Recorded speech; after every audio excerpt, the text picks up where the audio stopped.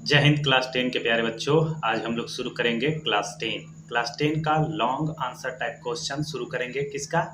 तो to stories about flying का long question answer शुरू करेंगे। और इससे पहले मैं बता दूं कि इसका शॉर्ट क्वेश्चन आंसर भी करवा दिया गया है। अगर नहीं देखे हैं तो नीचे डिस्क्रिप्शन में लिंक दिया गया है, आप लोग वहां से जा करके देख सकते हैं। इससे पिछला जो वीडियो है यानी कि सारा का सारा चैप्टर करा दिया गया है। सप्लीमेंट्री से भी 2 चैप्टर करा दिया गया है, ठीक है ना।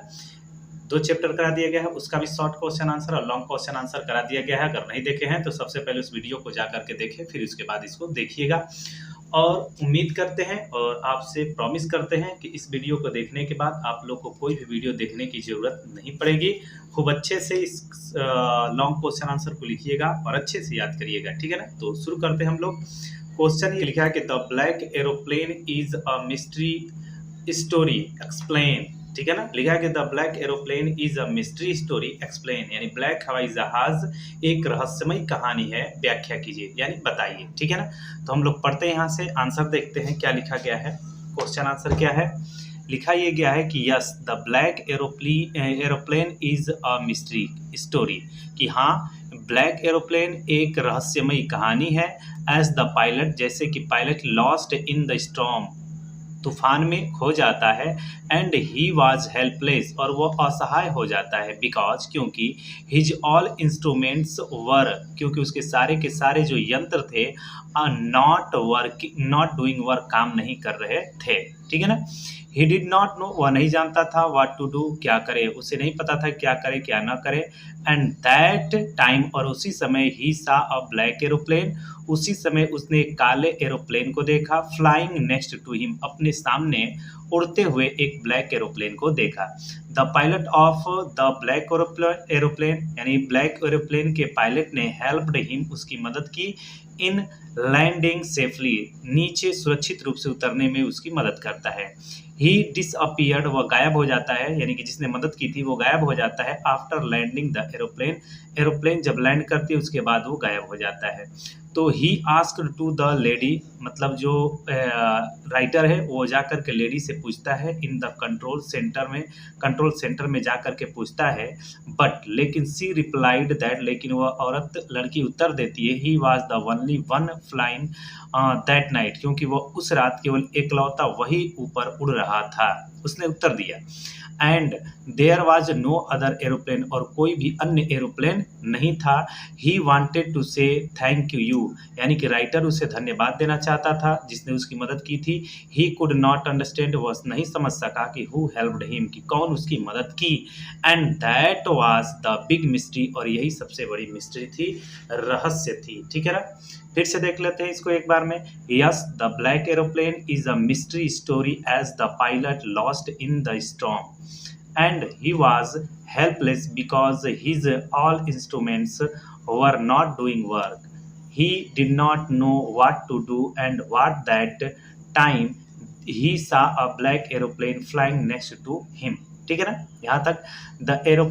the pilot of the black aeroplane helped him in landing safely. He disappeared after landing the aeroplane. ठीक है। फिर he asked to the lady in the control center, but she replied that he was the only one flying that night and there was no other aeroplane, ठीक है ना। अगला है फिर उसी में, he wanted to say thank you, he could not understand who helped him and that was the big mystery। इस प्रकार पहला क्वेश्चन आंसर आप लोगों का हो जाता है, ठीक है ना। फर्स्ट क्वेश्चन आंसर हो जाता है। सेकंड क्वेश्चन आंसर क्या है कि why was the writer happy when he decided to fly in the night, यानी कि लेखक खुश क्यों था जब उसने रात में उड़ने का निश्चय किया, वो क्यों खुश था, तो देखते हैं। The writer was very happy, वह राइटर बहुत खुश था। When he decided to fly, जब उसने उड़ने का निश्चय किया। दैट नाइट, उस रात। बिकॉज, क्योंकि he was doing this he was going to his house, क्योंकि वो अपने घर जा रहा था। टू इंजॉय, करने के लिए। हिज हॉलीडे, अपने छुट्टियों के दिन को। विथ हिज फैमिली, अपने परिवार के साथ। छुट्टियों का दिन का आनंद उठाएगा, इसलिए वो खुश था। एवरीथिंग वाज परफेक्ट, सब कुछ सही से चल रहा था। व्हेन ही स्टार्ट फ्लाइंग, जब उसने उड़ान भरी तो सब कुछ बहुत अच्छे से चल रहा था। द स्काई वाज क्लियर, आकाश साफ सुथरा था। No clouds in the sky, आकाश में कोई भी बादल नहीं थे। He was flying his old Dakota aeroplane, वह अपने पुराने ओल्ड डाकोटा एरोप्लेन को उड़ा रहा था। Over France back to the England, यानी फ्रांस से इंग्लैंड की ओर उड़ करके जा रहा था। ही वॉज हैप्पी बीइंग एलोन, वह अकेले होकर के ऊपर बहुत आनंद महसूस कर रहा था इन द स्काई, आकाश में। And was dreaming of his holiday, और अपने हॉलीडे होने का स्वप्न बना रहा था, यानी खुशी आनंद मना रहा था। ठीक है ना, ये दूसरे का सटीक क्वेश्चन आंसर हो जाएगा। और आप लोग यही कीजिए कि बस शेयर कीजिए, ठीक है ना, और लोगों में ज़्यादा से ज़्यादा शेयर कीजिए, जिससे कि सभी को फ्री ऑफ कास्ट लाभ हो सके। और लाइक कीजिए, सब्सक्राइब कीजिए चैनल को। अभी तक जिसने सब्सक्राइब नहीं किया है, बहुत से ऐसे बच्चे हैं जो केवल वीडियो देखते हैं और सब्सक्राइब नहीं करते हैं, तो सब्सक्राइब कर लीजिए, जिससे कि हमें मोटिवेशन मिलता रहे। ठीक है ना, फिर से देख लेते हैं। The writer was very happy when he decided to fly that night, because he was going to his house to enjoy his holiday with his family. Everything was perfect when he started flying. The sky was clear, no clouds in the sky. He was flying his old Dakota aeroplane over France back to England. He was happy being alone in the sky and was dreaming his holiday. ठीक है ना, इस प्रकार आप लोग का दूसरा question answer भी क्लियर हो जाता है। अब आते हैं हम लोग तीसरे क्वेश्चन आंसर पर। What methods were used by the seagull's family to help him overcome his fear of flying? ठीक है ना, लिखा क्या है कि समुद्री पक्षी के परिवार ने उसके उड़ने के डर को दूर करने के लिए कौन सा तरीका अपनाया, कौन सा मेथड अपनाया, तो देखते हैं। The young seagull was afraid of flying, young seagull उड़ने से डरता था। ठीक है ना, डरता था। He had tried to fly, वो उड़ने की बहुत बार कोशिश की, but he could not gather courage, लेकिन वो अपने हिम्मत को इकट्ठा नहीं कर पाया टू डू सो, ऐसा करने के लिए। हिज पेरेंट्स स्कॉल्डेड, उसके माता पिता ने उसे डांटे, हिम एंड थ्रेटनिंग, उसे धमकाए, एंड सेड दैट, और उन्होंने कहा कि let him starve on the ledge unless he flew away, उसे भूखा ही छोड़ दिया जाए जब तक कि वो उड़ना नहीं सीख जाता। ही फेल्ट हंग्री, उसने महसूस किया भूख को। When his family left him, जब उसके परिवार ने उसे उसी पत्थर पर छोड़ करके चली गई थी, उसी पहाड़ पर छोड़ करके सब चले गए थे। He uttered A joyful scream, वह खुशी के मारे चिल्लाया। व्हेन ही सा हिज मदर, जब उसने अपनी माँ को देखा। Had picked up a piece of the fish, जब मछली के टुकड़े को लेकर आ रही थी। And was flying across to him, उसकी ओर उसकी ओर उड़ करके आ रही थी विथ इट, यानी उस मछली के टुकड़े को लेकर के। सी हाल्टेड, वह रुक गई, यानी मुड़ जाती है। हर विंग्स मोशनलेस, उसके पंख मोशनलेस हो जाते हैं। And the piece of the fish, और मछली का टुकड़ा इन हर बीक, उसके चोंच में। Almost within reach of his beak, उसके नजदीक पहुंचने ही वाले थे, यानी सीगल पक्षी के पास वो मछली के टुकड़े पहुंचने ही वाले थे। तब तक क्या होता है, he dived at the fish, वह मछली के लिए गोते लगाता है, यानी पकड़ने की कोशिश करता है। But his mother did not come near, लेकिन उसकी माँ उसके नजदीक नहीं जाती है। And he was going to fall down, और वह नीचे गिर जाता है। सो ग्रेजुअली, और धीरे धीरे, हिज फियर ऑफ फ्लाइंग, और उड़ने के प्रति जो उसका डर था, over, and he enjoyed it now, और अब उसे वह इंजॉय करने लगता है, वो उड़ने की डर को भूल जाता है। ठीक है, तीसरे को फिर से देखते हैं।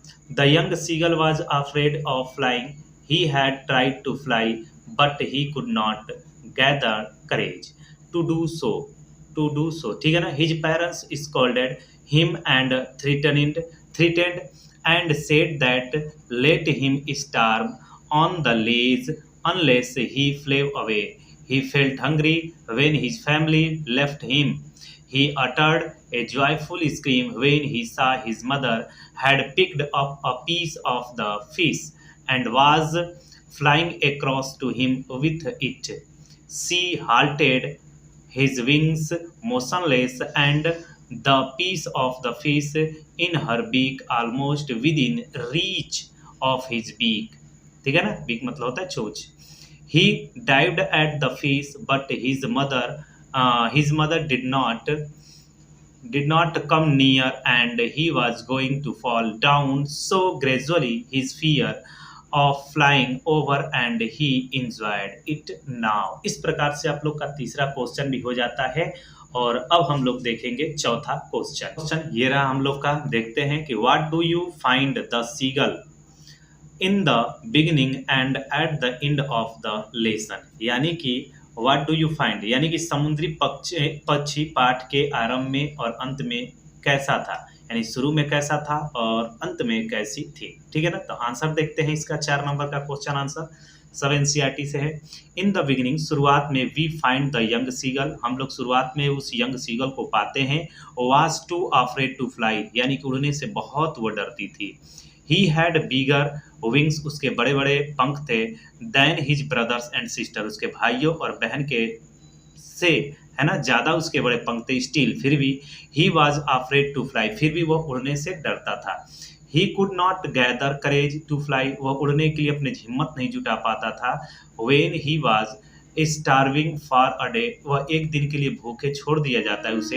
His mother came across to him, उसकी माँ उसके नज़दीक आती है। With a piece of his fish in her beaks, अपनी चोंच में मछली के टुकड़े को फंसा करके। ठीक है ना। आगे when she reached near him, जब उसके नज़दीक पहुंचने ही वाली होती है। सी स्टॉप्ड एंड, वह रुक जाती है। एंड मेडेड बाई हंगर, और वह भूख के मारे तड़पने लगता है। कौन? सीगल पक्षी। वह रुक जाती है और वह भूख के मारे तड़पने लगता है। He dived at the fish, वह गोते लगाता है फिश के लिए। But his mother had shoved away, लेकिन उसकी माँ वहां से हट जाती है। ठीक है ना। इस प्रकार आप लोग का चौथा क्वेश्चन आंसर भी हो गया। बस आप लोग से निवेदन यही है कि आप लोग बस शेयर कीजिए, ज़्यादा से ज़्यादा लोगों तक पहुंचाइए, जिससे सभी का फ्री ऑफ कॉस्ट लाभ हो सके। ग्रामर का भी पोर्शन चल रहा है, क्लास 9 से लेकर के 12 तक का लिटरेचर भी चल रहा है। ठीक है ना। तो सभी अपने दोस्तों में, अड़ोस पड़ोस में जितने भी लड़के हों लड़कियाँ हों, सब में शेयर कीजिए। ठीक है ना। देखते हैं फिर से। इन the beginning was find in the beginning we find the young seagull was too afraid to fly. He had bigger wings than his brothers and sister. Still he was afraid to fly. He could not gather courage to fly. When he was starving for a day, his mother came across to him with a piece of the fish in her beak. When she reached near him, she stopped, वह रुक जाती है, and maddened by hunger. He dived at the fish, but his mother had shoved upward. ठीक है ना। शुव्ड upward. ठीक है ना। इस प्रकार आप लोग का चौथा क्वेश्चन भी हो जाता है। हम लोग आते हैं अब लास्ट क्वेश्चन जो है 5 नंबर, इसी को हम लोग देखेंगे और बहुत बेहतर से हम लोग देख रहे हैं। आप लोग ये पता है कि कितना मेहनत से वीडियो बनाई जाती है, लेकिन आप लोग इसका कोई शेयर नहीं कर रहे हैं, लाइक नहीं कर रहे हैं, सही दोस्तों तक पहुँचा नहीं रहे हैं। ठीक है ना। तो देखिए आप लोग क्या करेंगे वो आप लोग जानते हैं बेहतर। क्वेश्चन क्या है 5 number. How did the young seagull learn floating on the sea, यानी कि युवा समुद्री पक्षी ने समुद्र पर तैरना कैसे सीखा, कैसे सीखती है वो। तो देखते हैं। After flying for some time, कुछ समय तक उड़ने के बाद। ही ड्रॉप्ड हिज लेग्स, वह अपने पैरों को डुबोती है। टू स्टैंड, खड़ा होने के लिए। ऑन द सी ग्रीन सी, हरे समुद्र के ऊपर वो खड़ा होती है, लेकिन उसका पैर डूब जाता है। His legs sank into it, लेकिन उसका पैर उसके पानी में डूब जाता है, समुद्र के पानी में। एंड देन, और तब हिज बेली टच्ड इट, तब उसके बाद पेट में पानी टच करता है। एंड ही सैंक नो फर्दर, और वह आगे चल करके कुछ नहीं डूबता, यानी कि पेट डूबता है और पैर डूबता है और पेट तक पानी पहुंचता है, उसके बाद और कुछ नहीं डूबता है। जैसे कि बतख वगैरह को देखे होंगे आप लोग तैरते हुए, ठीक उसी प्रकार से। ही वॉज फ्लोटिंग, वह उड़ रही ऑन इट, वह उस पर तैर रही थी।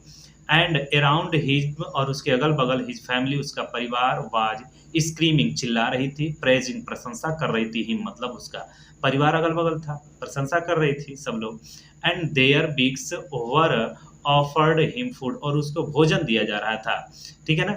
दिस इज हाउ, इसी प्रकार ही लर्नड फ्लोटिंग ऑन द सी, इसी प्रकार वह सी पर तैरना सीख जाती है। ठीक है ना। सटीक आंसर है। फिर से देखते हैं। After flying for some times, he dropped his legs to stand on the green sea. His legs sank into it and then his belly touched it, and he sank no further.